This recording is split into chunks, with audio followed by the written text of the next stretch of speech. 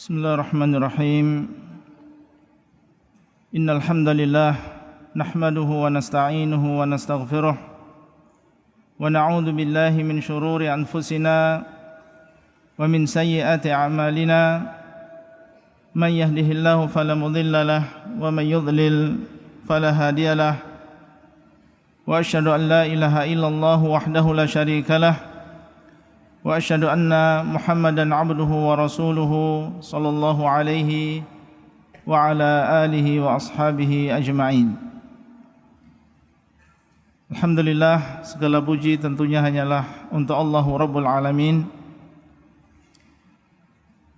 Dialah yang memiliki nama-nama yang husna dan juga sifat-sifat yang ulia.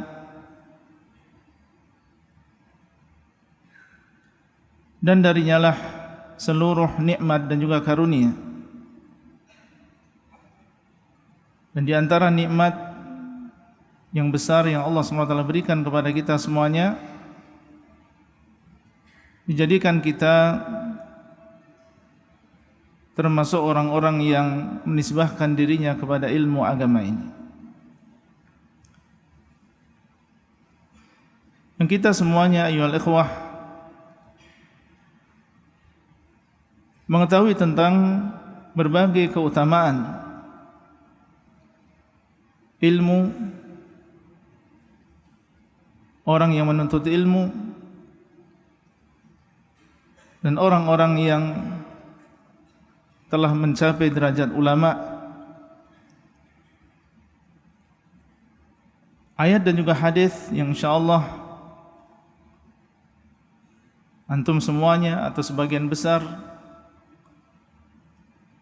menghafal ayat dan juga hadis tersebut.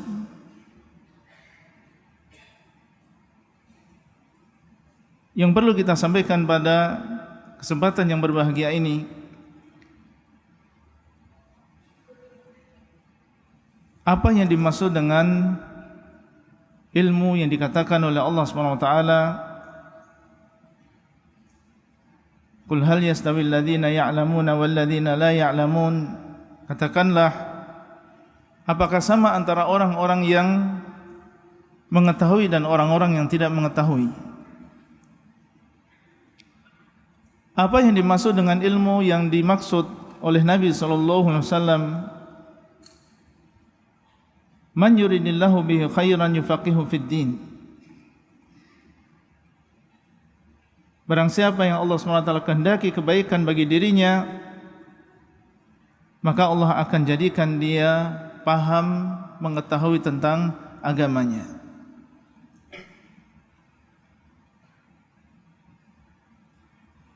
Ilmu yang dimaksud di dalam ayat-ayat dan juga hadis-hadis tersebut, orang yang apabila mendapatkannya maka dia dijanjikan, dimudahkan untuk masuk ke dalam surganya Allah.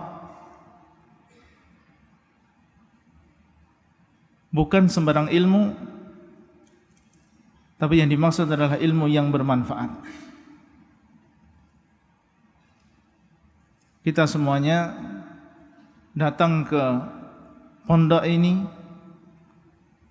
dari berbagai daerah, dari berbagai latar belakang. Tujuannya adalah untuk mendapatkan ilmu, dan yang dimaksud dengan ilmu yang ingin kita dapatkan adalah ilmu yang bermanfaat.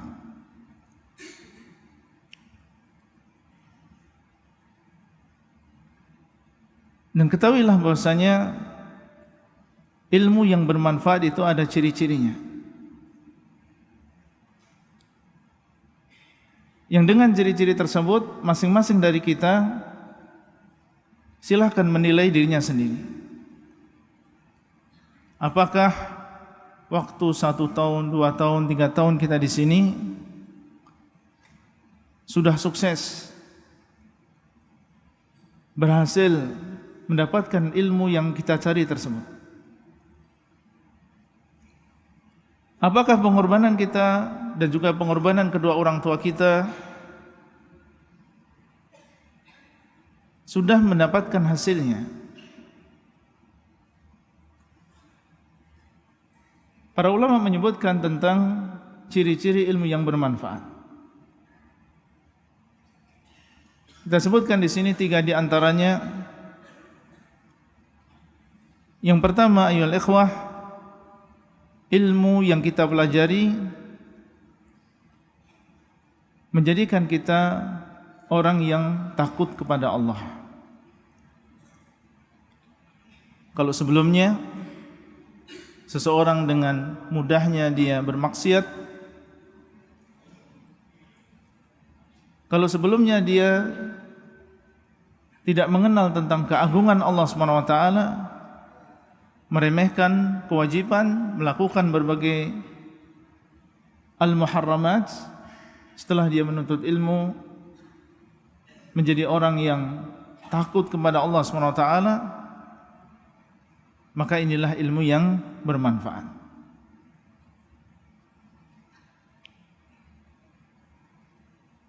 Sehingga disebutkan oleh para salaf bahwasanya aslul ilmi al-khasyah. Pokok dari ilmu, inti dari ilmu adalah al-khasyah, itu rasa takut kepada Allah.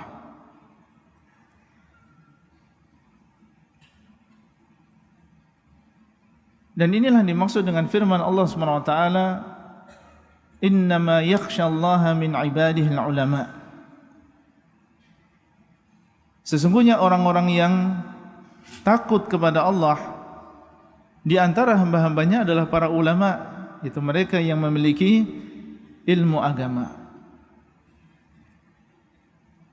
Orang-orang yang memiliki ilmu yang bermanfaat.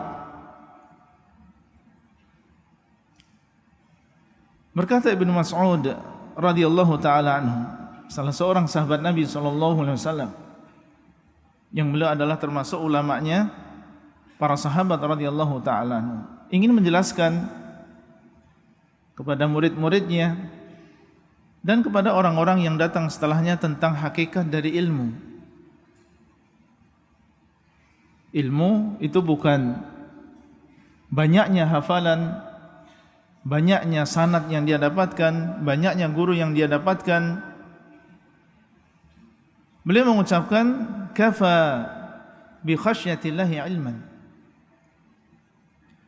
Cukuplah takutnya seseorang kepada Allah itu adalah ilmu. Ketika ilmu yang dia pelajari, meskipun hanya sedikit, akhirnya menjadikan dia orang yang semakin dekat kepada Allah dan takut kepada Allah, maka berarti dia telah mendapatkan ilmu yang bermanfaat. Dia mendapatkan ilmu yang tercantum keutamanya di dalam ayat dan juga hadis. Wa kafa bil ightirari bihi jahlan. Dan cukuplah tertipunya seseorang bihi, yaitu dengan Allah. Rahmatnya Allah justru malah menjadikan dia semakin jauh dari agama Allah. Jahlan itu adalah kebodohan tersendiri. Itu orang yang jahil, orang yang tidak paham dengan agamanya, melakukan berbagai kemaksiatan, meninggalkan berbagai kewajiban dengan alasan Allah SWT dialah yang maha penyayang. Itu adalah orang yang sebenarnya jahil dengan Allah dan jahil dengan agama Allah. Masruq Ibnul Ajda', beliau mengatakan, kafa bil mar'i ilman ay yakhshallah. Cukuplah seseorang itu dinamakan orang yang berilmu ketika dia takut kepada Allah. Wa kafa bil mar'i jahlan ay yu'jibahu bi amalih, ay yu'jaba bi amalih. Dan cukup seseorang dikatakan bodoh ketika dia ujub dengan amalannya. Sebagian salaf mengatakan, laisa al-ilmu bi kathratir riwayah walakinnal ilma al-khasyah. Bukanlah ilmu itu dengan banyaknya riwayat, banyaknya sanad, akan tapi ilmu adalah rasa takut kepada Allah Subhanahu wa taala. Sebagian mengatakan man khasyiyallaha fahuwa alim wa man asahu fahuwa jahil. Barang siapa yang takut kepada Allah, maka dia adalah orang yang alim, dan orang yang bermaksiat kepada Allah, maka dia adalah orang yang jahil. Silahkan masing-masing dari kita melihat kepada dirinya sendiri. Sudahkah dia mendapatkan ilmu yang bermanfaat, yang mengantarkan dia kepada rasa takut kepada Allah Subhanahu wa taala? Ciri yang kedua, ilmu yang bermanfaat adalah ilmu yang mewariskan amalan. Ilmu yang bermanfaat adalah ilmu yang membuahkan amalan. Belajar, membaca, mendengar, mengetahui ayat, menghafal hadis, kemudian buahnya terlihat pada amalan dia. Sebelumnya dia datang ke sini dalam keadaan musbil. Setelah dia belajar di kelas, bertemu dengan teman-teman, ternyata hadis menunjukkan bahwasanya isbal ini adalah sesuatu yang diharamkan. Dia amalkan baik ketika dia berada di pondok maupun ketika dia pulang ke daerahnya. Sebelumnya dia tidak kenal yang dinamakan dengan solat rawatib. Yang dia tahu solatnya hanya solat wajib. Setelah dia di pondok, mengenal tentang keutamaan solat rawatib, dia amalkan selama di pondok maupun ketika dia pulang ke rumahnya. Ini adalah ciri ilmu yang bermanfaat ketika ilmu tersebut diamalkan oleh orang yang memiliki ilmu tersebut. Abdullah bin Mas'ud, kembali beliau menasihati kepada murid-muridnya, ta'allamu, hendaklah kalian belajar, semangatlah untuk belajar. Tapi beliau mengingatkan, fa idza alimtum fa'malu. Kalau kalian nanti sudah tahu, saya sudah ajarkan kalian tentang hadis, tentang Quran, fa'malu, maka hendaklah kalian amalkan ilmu tersebut. Beliau ingatkan, jangan sampai ilmu dicari hanya untuk ilmu saja, tapi ilmu dicari asalnya adalah untuk kita amalkan di dalam kehidupan kita masing-masing. Dan kalau kita melihat ucapan para salaf, demikianlah yang mereka pesankan, yang mereka nasihatkan. Al-Hasan Al-Basri beliau mengatakan, kana ar-rajulu idza talaba al-ilma lam yalbath ay yura dhalika fi basarihi wa takhashshu'ihi wa lisanihi wa yadihi wa salatihi wa zuhdihi yadhhar atharu hadzal ilmi alaihi. Beliau menceritakan tentang bagaimana penuntut ilmu di zaman salaf, bahwasanya salah seorang di antara mereka dahulu apabila mulai mencari ilmu, datang ke sebuah kota dan mencari guru, mengambil riwayat, kalau ada di antara mereka yang sudah mulai menuntut ilmu, maka tidaklah berlalu beberapa waktu kecuali akan terlihat perubahan di dalam dirinya. Fi basarihi, terlihat di dalam pandangannya. Yang sebelumnya dengan mudahnya dia memandang perkara yang diharamkan oleh Allah. Duduk sebentar di majelis ilmu, sepekan, 2 pekan, 1 bulan, 2 bulan, menjadi seorang yang menjaga pandangannya. Oh, ternyata tidak semua pandangan itu diperbolehkan. Oh, ternyata mata ini adalah amanat yang harus kita jaga, dan nikmat yang besar yang nanti akan ditanya oleh Allah. Wa takhasyu'ihi, demikian pula dalam kekhusyukan dia. Nah, sebelumnya mungkin dia adalah orang yang tidak terlihat pada dirinya kekhusyukan, yang ada adalah ketergesaan, yang ada adalah terburu-buru dalam salatnya, dalam membaca Al-Quran. Tapi ketika dia mulai belajar, mulailah terlihat dia mulai banyak tadabbur, banyak tafakkur, sehingga terlihat kekhusyukan dia. Walisanihi, dan juga lisannya, dia jaga lisannya. Setelah mengetahui bahwasanya orang yang beriman kepada Allah dan juga hari akhir, maka hendaklah dia berkata yang baik atau diam. Terlihat sangat menjaga dengan ucapannya, tidak mengucapkan ucapan yang haram, tidak berdusta, tidak mencela, tidak menghibah. Wa yadihi wa salatihi, dan juga terlihat ketika dia menggunakan tangannya ketika dia salat. Juga terlihat pada zuhudnya terhadap dunia. Yadhhar atharu hadzal ilmi alaih, muncul dan nampak bekas dan juga dampak dari ilmu ini pada orang tersebut, karena dia mendapatkan ilmu yang bermanfaat.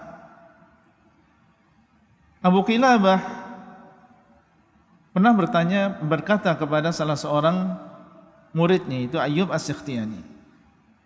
Dan ini adalah nasihat yang agung juga kepada muridnya. Terkadang seseorang memberikan pengarahan secara umum kepada seluruh murid-muridnya, dan terkadang ada satu atau dua orang yang dia anggap ini adalah mutamayyiz, dan ketika dia dinasihati secara khusus maka dia akan mengambil manfaat. Sebagaimana dahulu Nabi SAW, terkadang beliau memberikan nasihat secara umum dan terkadang memberikan nasihat secara khusus kepada salah seorang di antara sahabatnya. Beliau katakan kepada muridnya ini, "Idza ahdatsallahu laka ilman fa ahdits lahu ibadah." Kalau Allah SWT memberikan kepadamu sebuah ilmu, maka munculkanlah satu ibadah. Jika Allah SWT memberikan kepadamu sebuah ilmu, maka munculkanlah satu ibadah. Ada ilmu, ada amalan. Ada ilmu, ada ibadah yang kita lakukan. Karena memang tujuan utama kita adalah diciptakan di dunia ini untuk beribadah kepada Allah, dan kita menuntut ilmu adalah untuk menyempurnakan dan mewujudkan tugas tersebut. Ini yang dilakukan oleh para salaf dulu ketika mereka memberikan nasihat kepada murid-muridnya.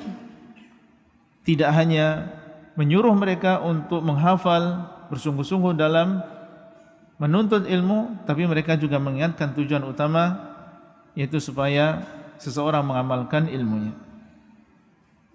Maka ciri yang kedua ini, para ikhwah sekalian, juga merupakan ciri ilmu yang bermanfaat. Dan sekali lagi, silakan kita melihat diri kita masing-masing, apakah kita sudah mendapatkan ilmu tersebut. Betul kita sudah naik kelas setiap tahun, mendapatkan raport setiap tahun, mendapatkan ranking setiap tahun. Tapi kalau kita tidak mendapatkan ciri-ciri tersebut, maka sebenarnya kita tidak mendapatkan ilmu. Kita belum mendapatkan ilmu yang bermanfaat, yang selama ini itulah yang dicari oleh para salaf. Dan itu adalah ilmu yang dimaksud di dalam Al-Quran dan juga hadis Nabi SAW. Yang ketiga, di antara ciri ilmu yang bermanfaat bahwasanya ilmu tersebut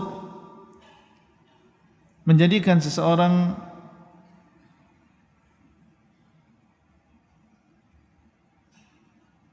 tahu tentang kenyataan dan juga hakikat dari dunia.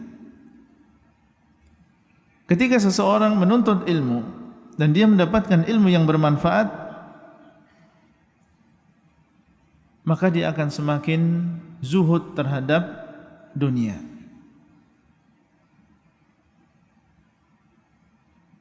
Ketika sebelum dia menuntut ilmu, ketergantungan dia tentang dunia besar dan menganggap bahwasanya dunia ini adalah segalanya, orang yang mendapatkannya maka dia mendapatkan kebaikan yang banyak.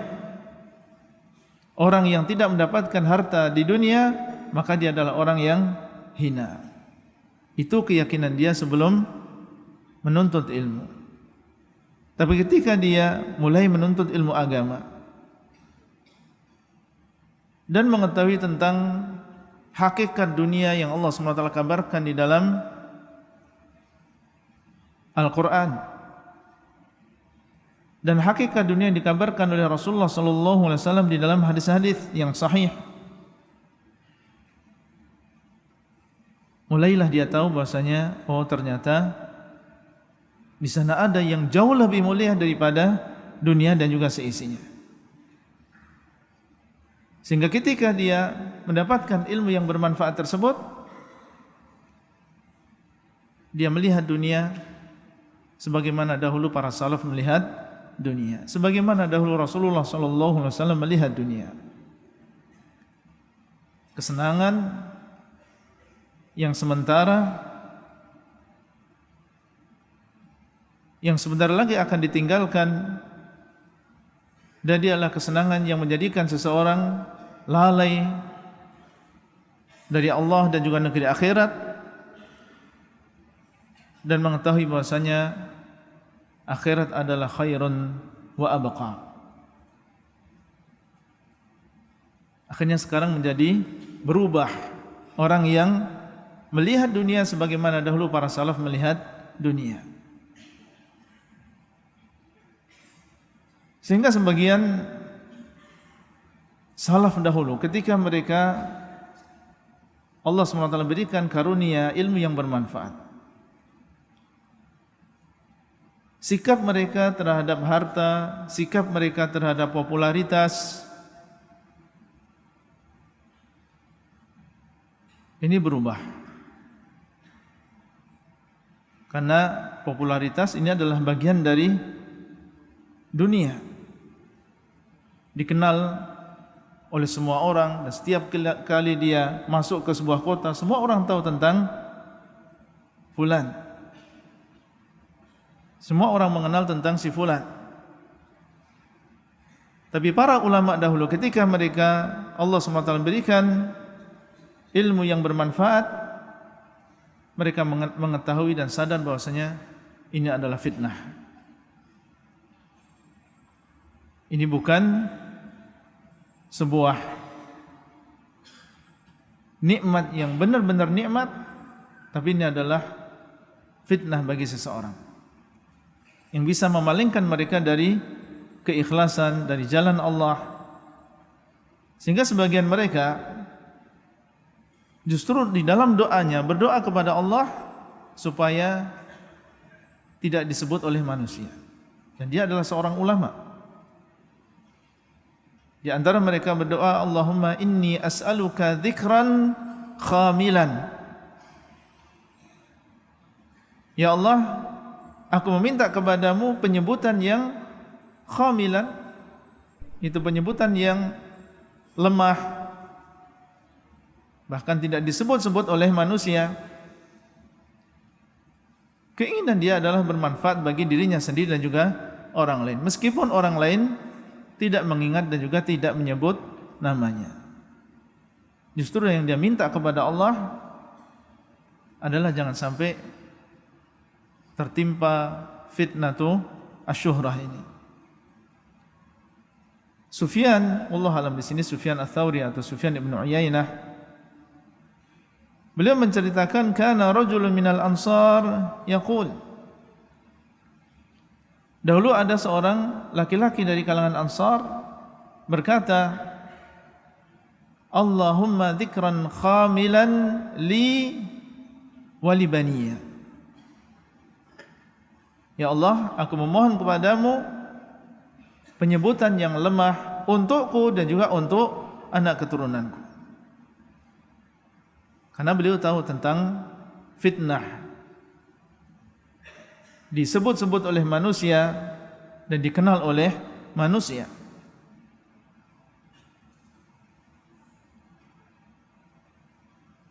Al-Imam Ahmad rahimahullah diceritakan bahwasanya paman beliau pernah menemui Al-Imam Ahmad dalam keadaan Al-Imam Ahmad bersedih dan terlihat beliau gelisah.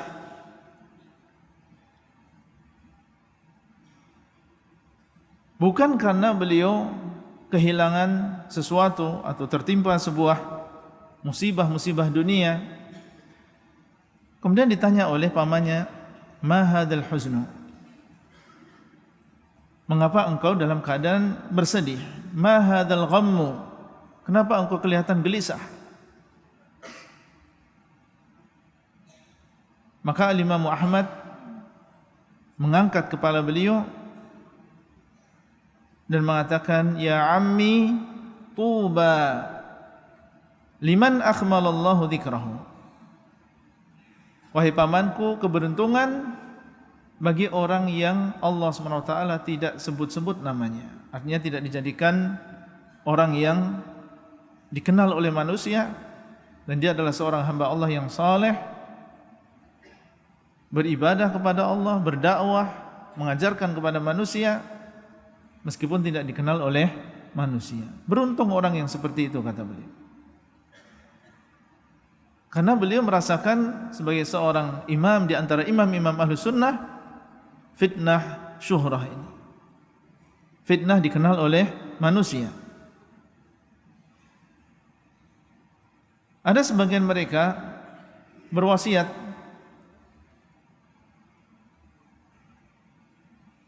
kepada orang lain ketika akan safar, diberikan nasihat. Dan di antara nasihatnya, in istata'ta an ta'rifa wa la tu'raf wa tamshi wa la yumsha ilaik wa tas'alu wa la tus'al faf'al.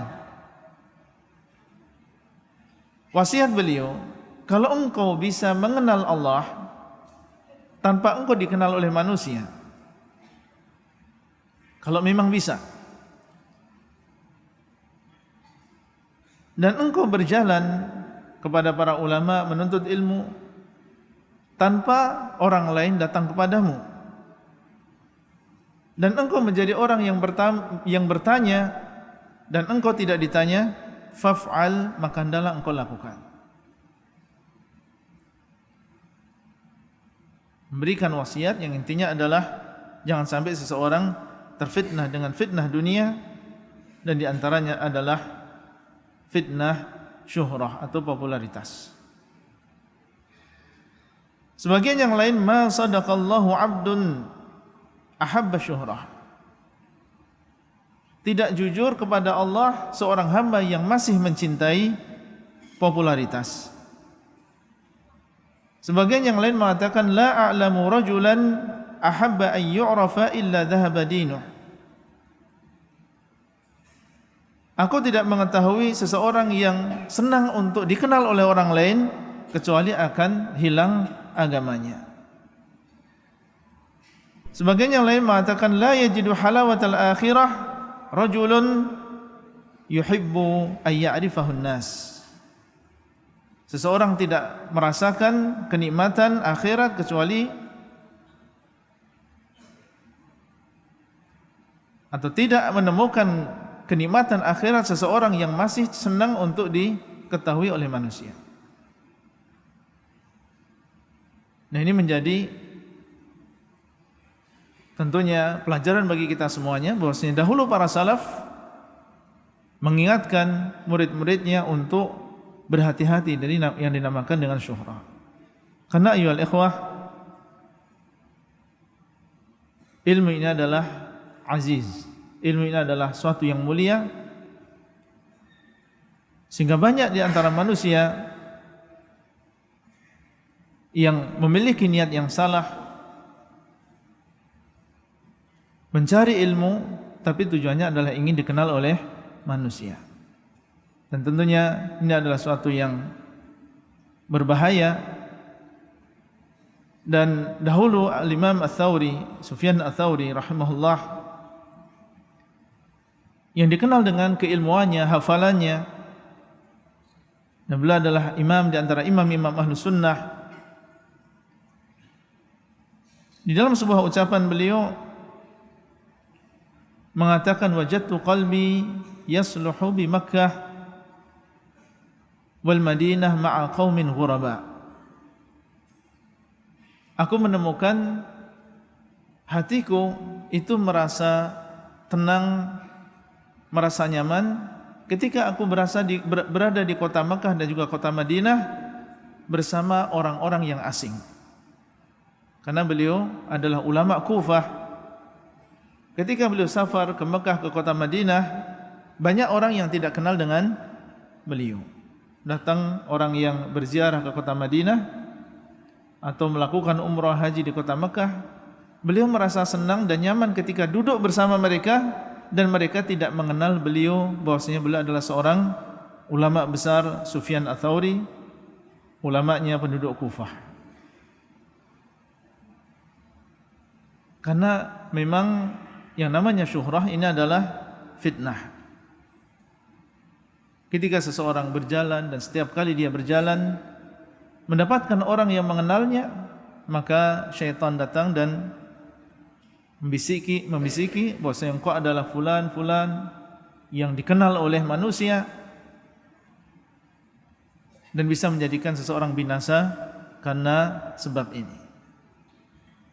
Al-Imam Ahmad rahimahullah, beliau pernah mengatakan, uridu an akuna bisya'bi bi Makkah, bisya'bin bi Makkah, hatta la u'raf.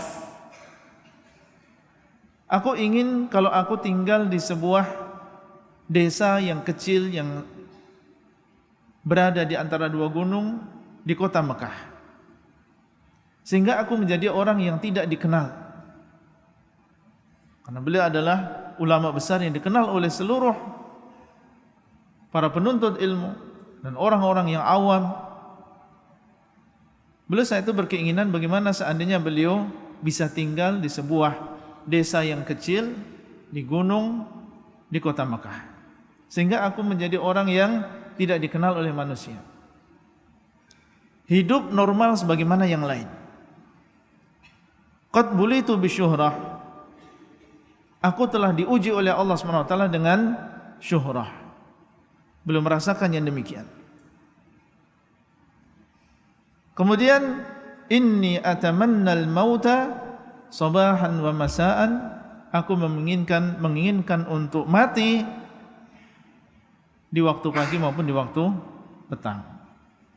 Karena tentunya seseorang mati dalam keadaan selamat agamanya itu lebih baik daripada dia hidup dalam keadaan terfitnah agamanya.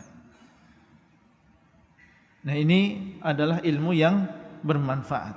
Berarti dia dan mereka para ulama salaf mendapatkan ilmu yang bermanfaat yang menjadikan mereka mengetahui tentang hakikat dunia. Para ikhwah sekalian yang dimuliakan oleh Allah, orang yang tidak mendapatkan ilmu yang bermanfaat, jangan dikira perkaranya sepele. Kemudian ketika kita melihat diri kita, ciri yang pertama tidak ada. Merasakan dirinya biasa-biasa saja, tidak berubah.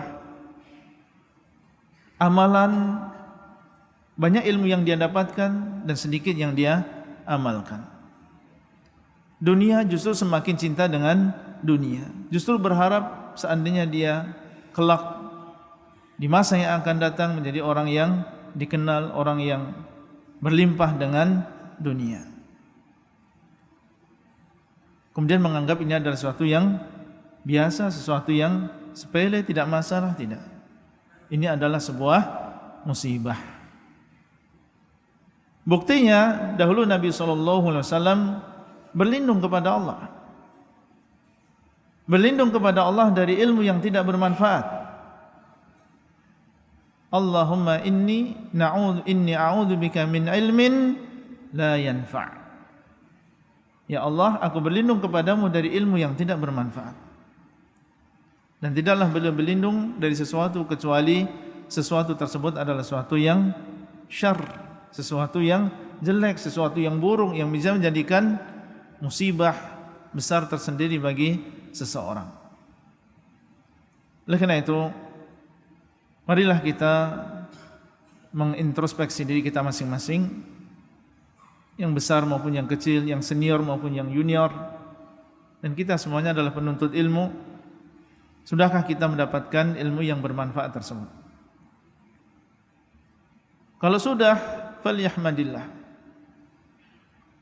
Kalau dia mendapatkan ciri-ciri tersebut ada di dalam dirinya, maka hendaklah dia memuji Allah SWT yang telah memberikan taufik. Laulallah mahtadaina. Kalau bukan karena Allah, niscaya kita tidak akan mendapatkan petunjuk. Kalau ternyata masih ada di sana kekurangan, maka insyaallah masih ada waktu untuk memperbaiki diri,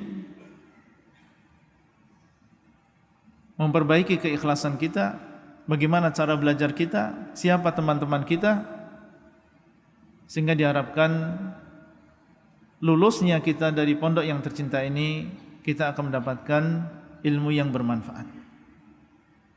Barakallahu fikum. Itu yang bisa kita sampaikan pada kesempatan kali ini. Dan mungkin tadi ada sedikit permintaan dari Ustaz Rifaq hafizallah tentang perjalanan menuntut ilmu yang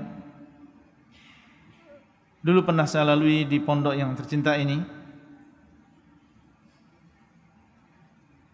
Selama 2 tahun belajar di Pondok Al-Furqan, mulai sejak takhusus, kemudian Ali 1, dan saat itu mengapa kita memilih, atau saya pribadi memilih pondok ini? Karena pondok ini sejak dahulu memang sudah dikenal dengan bahasa Arabnya. Asal saya dari Jogja. Alhamdulillah Allah SWT memberikan hidayah mengenal agama yang hak, mengenal sunnah ketika di SMA.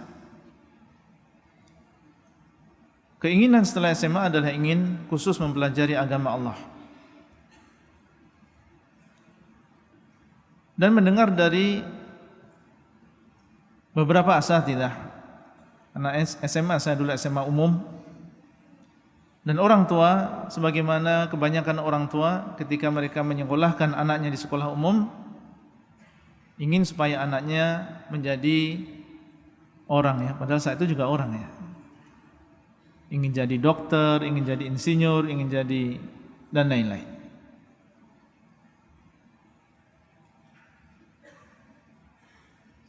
Karena orang tua inginnya saya kuliah setelah SMA atau anak kuliah setelah SMA, dan saat itu posisi jauh dari orang tua merantau, ya, di Kalimantan Barat. Mungkin di sini ada yang berasal dari Kalimantan Barat. Dan saya tahu bahwasanya orang tua ini menginginkan kita untuk kuliah. Saat itu ingin supaya masuk ke kedokteran. Cuma hati sudah berubah, keinginan sudah berubah. Anak ingin khusus mempelajari agama Allah tanpa mengecewakan orang tua, tanpa menjadikan mereka sedih Akhirnya saat itu di antara surat yang saya sampaikan kepada orang tua adalah saya ingin tetap kuliah, akan tapi kuliah di tempat yang jauh, yaitu di kota Madinah. Itu semenjak SMA ya, keinginan seperti itu. Tujuannya bukan apa-apa, karena memang orang tua saya tahu mereka ingin anak kuliah. Setelah meminta nasihat dari beberapa asatidzah, mereka menunjukkan, mengarahkan untuk belajar di Al-Furqan. Karena mereka dulu juga pernah mengadakan atau ikut belajar di sini daurah selama 1 bulan. Sampai sekarang masih ada ya, daurah 1 bulan, mukhtarat. Akhirnya mereka pun mengarahkan anak ke sini, dan saat itu sebagian mereka memberikan petunjuk sampai tentang bagaimana supaya rute untuk sampai ke Al-Furqan.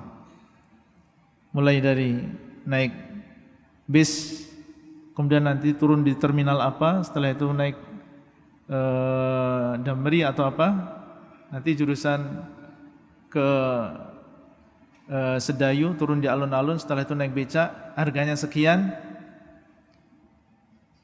Hari Kamis, hari terakhir saya Eptanas, ujian yang terakhir saya itu kelas 3 SMA, siang selesai, malam saya sudah berada di terminal. Dan untuk pertama kalinya keluar sendiri dari kota Jogja, berbekal rute yang diberikan oleh sebagian asatidzah saat itu. Jumat pagi saya masih ingat, saya sampai di pondok ini dan dalam keadaan 0 bahasa Arab, pas dengan akan dibukanya pendaftaran takhusus. Kalau nggak salah saat itu ujiannya hari Senin, ujian takhususnya hari Senin. Di antara syarat-syaratnya harus hafal juz amma. Alhamdulillah ketika lulus SMA sudah punya hafalan juz amma. Itu di antara modal besar sehingga bisa mengikuti ujian takhusus saat itu. Adapun bahasa Arab maka 0. Sementara yang mengikuti ujian takhusus saat itu semuanya sudah bisa bahasa Arab. Sudah ikut daurah menyelesaikan kitab mukhtarat. Dan ujiannya pakai bahasa Arab. Ujiannya pakai bahasa Arab, dan anak tidak tahu sama sekali tentang bahasa Arab. Akhirnya apa? Hanya bisa mengira-ngira ya. Dengan modal apa yang kita pelajari di kajian-kajian umum selama SMA, alhamdulillah belajar tauhid, belajar manhaj, belajar fikih dengan asatidzah saat itu. Apa yang anak pahami, anak tulis, tapi menjawabnya bukan dengan bahasa Arab tapi dengan bahasa Indonesia. Yang belum bisa anak tinggalkan. Sampai ada salah seorang peserta saat itu yang bertanya, "Ustadz, nomor ini maksudnya apa?" Dijawab, "Ya, maksudnya adalah demikian." Dari jawaban itu saya baru bisa menjawab pertanyaan yang ada di kertas. Sampai akhirnya keluar pengumuman bahwasanya saya diterima di takhusus. Dan saat itu mungkin satu-satunya yang tidak bisa bahasa Arab dan masuk takhusus anak.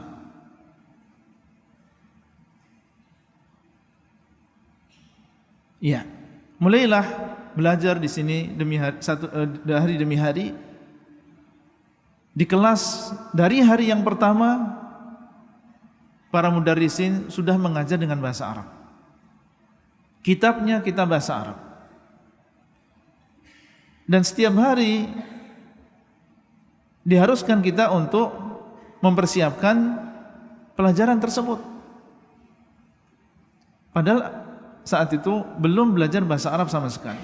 Sehingga ketika di malam hari habis sholat Isya, teman-teman satu kelas mereka menyiapkan apa yang akan dibaca besok. Saya terpaksa harus nimbrung dengan mereka, dekat dengan mereka. Ini dibaca apa? Ini di i'rabnya apa? Ini fathah atau kasrah atau dhammah? Karena benar-benar nol. Sementara saya takut besok akan disuruh untuk bertanya. Buka kamus juga tidak tahu bagaimana caranya. Saya masih ingat saat itu ada sebagian mereka ya tidak sabar ya. Karena dia sendiri juga perlu waktu untuk mempelajari, untuk mempersiapkan pelajaran besok. Kok diganggu, ditanya ini, ditanya itu. Ya mereka memang sudah belajar, dengan mudah mereka mempersiapkan pelajaran tersebut. Sampai akhirnya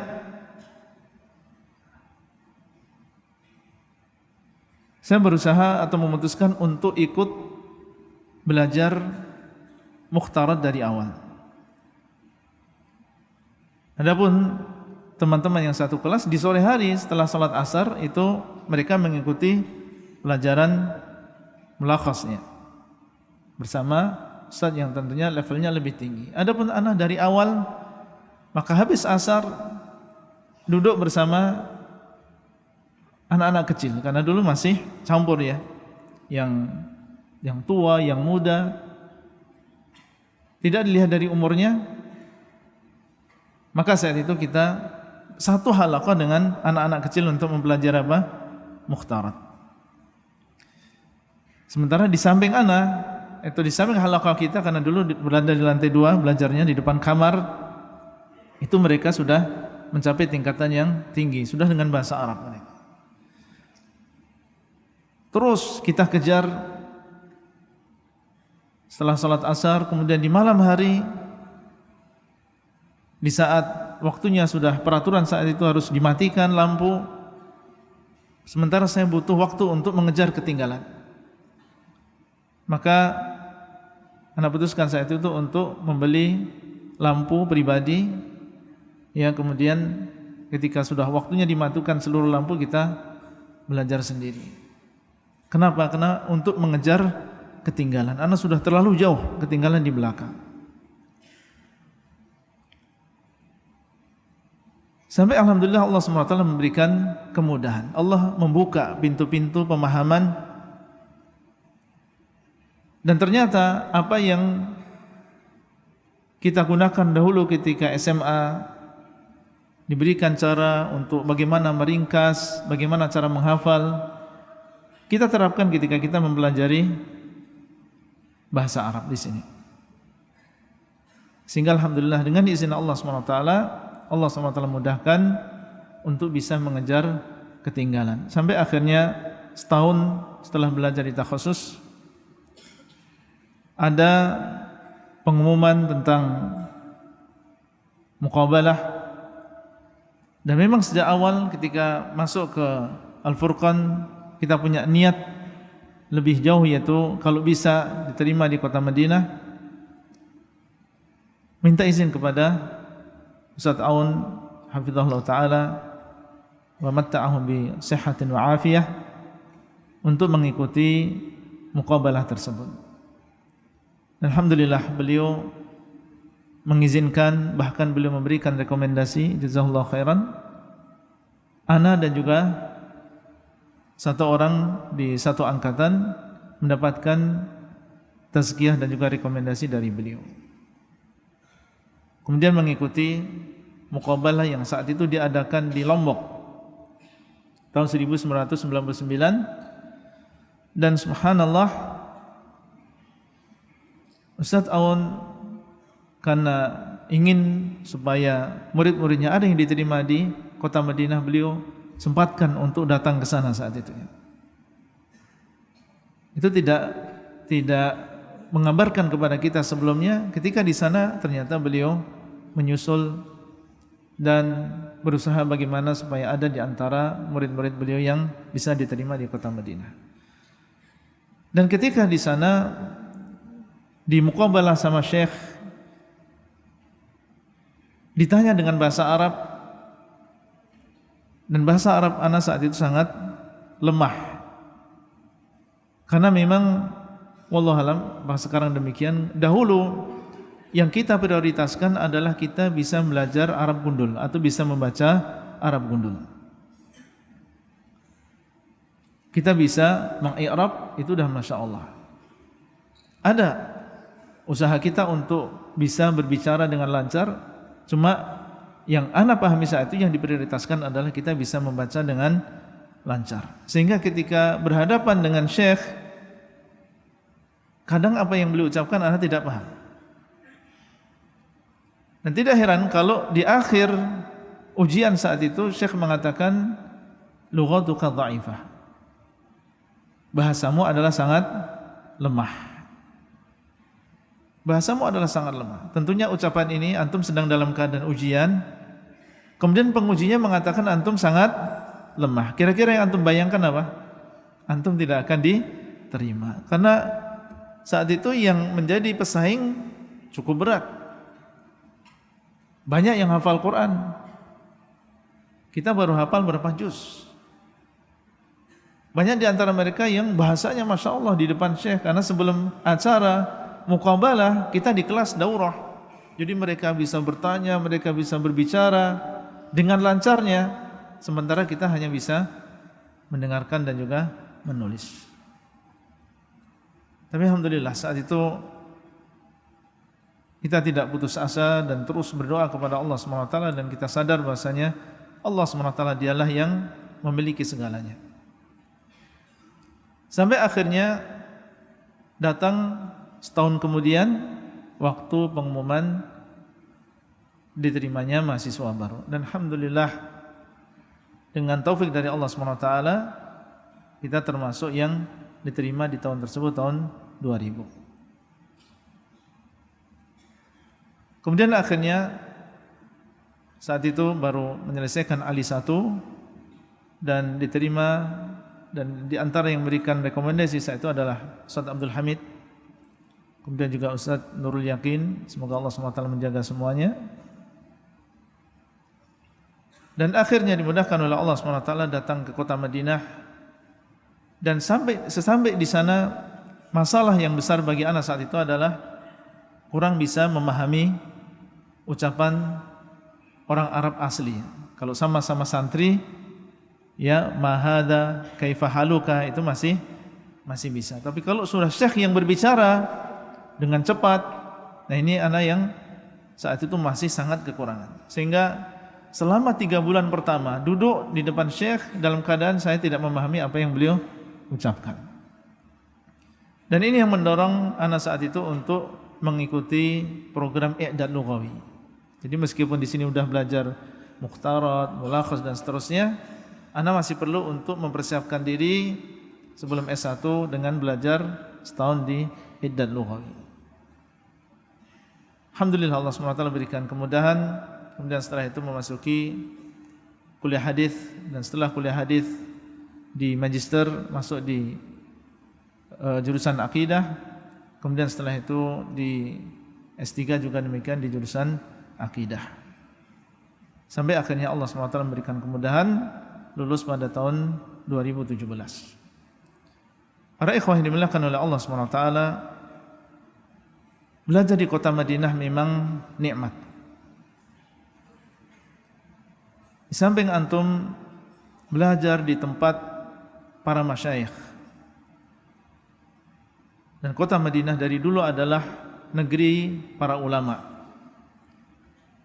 dan mereka memiliki akidah yang sahihah, ulama ahlu sunnah wal jamaah,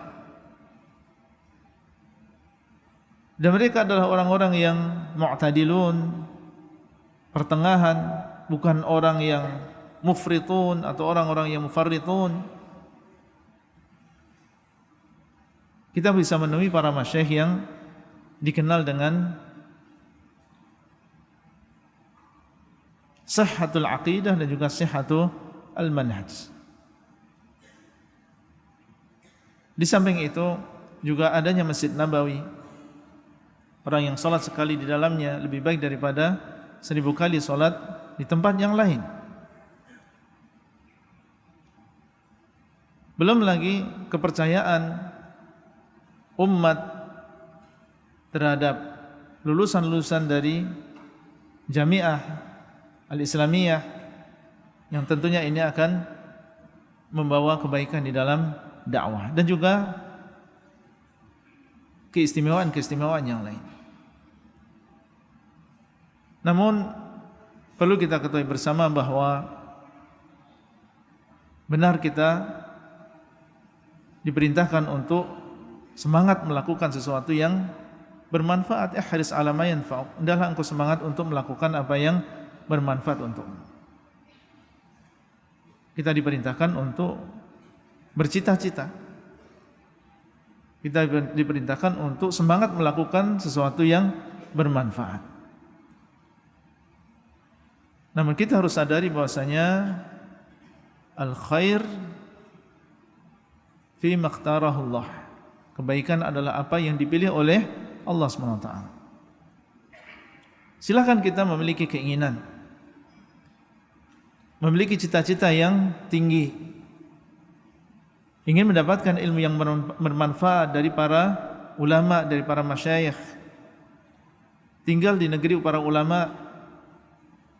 Namun kita juga disyaratkan untuk melakukan istikharah. Wallahu ya'lamu wa antum la ta'lamun. Allah SWT dialah yang maha tahu sedangkan kalian tidak mengetahui. Kalau memang diterimanya kita di kota Madinah, itu adalah baik bagi diri kita, bagi dunia kita dan akhir dari perkara kita, maka mintalah kepada Allah SWT semoga dimudahkan untuk bisa belajar di sana. Tapi kalau ternyata keberadaan kita di sana justru akan menjadi bencana di dalam agama kita, di dalam dunia kita, di dalam akhir dari kehidupan kita, maka minta kepada Allah Azza wa Jalla supaya dipalingkan. Karena yang kita lihat, tidak semua orang yang kemudian diterima di kota Madinah menjadi orang yang baik, kemudian mendapatkan ilmu yang bermanfaat. Ada yang sampai di sana dalam keadaan dia memiliki akidah yang sesat dan keluar dari sana juga dalam keadaan memiliki akidah yang sesat atau bahkan lebih sesat lagi. Dan ini yang berbahaya. Sebagian masyarakat menyangka bahwasanya dia sama dengan kita karena sama-sama lulusan dari Madinah. Ternyata yang dia dakwahkan justru adalah sesuatu yang bertentangan terhadap Al-Quran dan juga Sunnah. Tidak semua orang yang sampai ke sana kemudian dia mendapatkan taufik dari Allah. Seperti yang tadi kita sampaikan, justru keadaannya malah lebih parah, keadaannya lebih jelek daripada sebelum dia masuk ke kota Madinah. Dan justru di sana ada orang yang mungkin tidak pernah ke kota Madinah, tidak pernah belajar langsung dengan para ulama, tapi dia memiliki hati yang ikhlas. Dia benar-benar ingin mengubah dirinya sendiri, ingin memperbaiki dirinya sendiri. Dan dia jujur bersama Allah, apa yang dia pelajari dia amalkan. Allah SWT mengangkat orang tersebut, diangkat derajatnya di sisi Allah SWT sehingga lebih baik daripada kebanyakan mungkin yang belajar di kota Madinah. Yang jelas silakan kita memiliki cita-cita, ia memiliki keinginan yang kuat. Alhamdulillah pondok kita sudah mendapatkan muadalah, sudah diakui ijazahnya oleh UIM dan itu adalah kenikmatan yang besar. Silakan kita berkeinginan, silakan kita semangat untuk bisa belajar di sana, tapi kembali kita bertawakal kepada Allah SWT. Dan sadari bahwasanya Allah SWT dialah yang lebih mengetahui tentang apa yang terbaik bagi seseorang. Barakallahu fikum, mungkin itu yang bisa kita sampaikan pada kesempatan kali ini. Jazakumullahu khairan atas perhatian antum semuanya. Wassallallahu ala nabiyina Muhammadin wa ala alihi wa sahbihi ajma'in. Wassalamualaikum warahmatullahi wabarakatuh.